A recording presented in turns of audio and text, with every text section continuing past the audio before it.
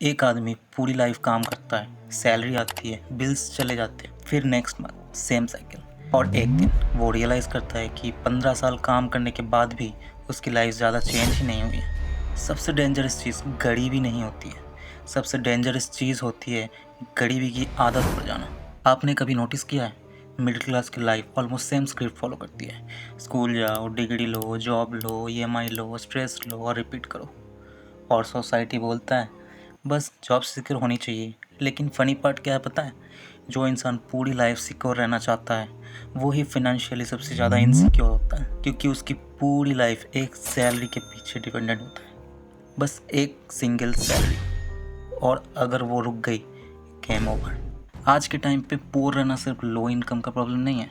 बहुत लोग 50-60 हज़ार कमा के भी ब्रोक है, और कुछ लोग 25 हज़ार कमा के भी इन्वेस्टमेंट अपना बिल्ड कर रहे हैं।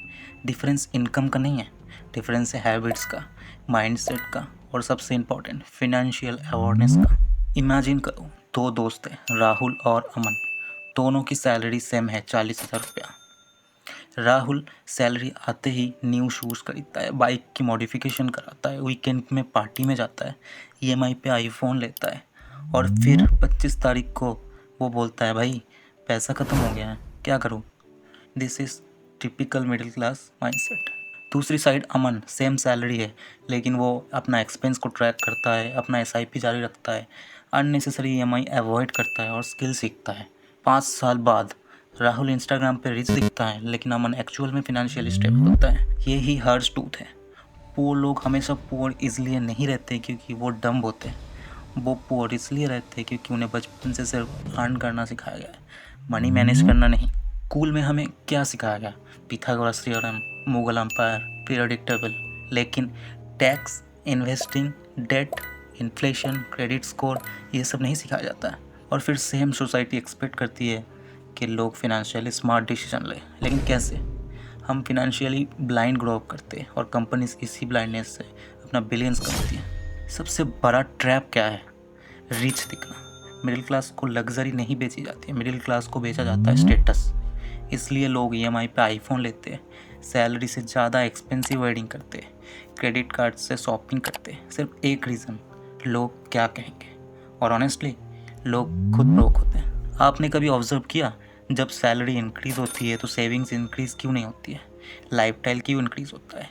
जब आपके 20,000 सैलरी होता है तो आपके पास एक बजट फ़ोन रहता है।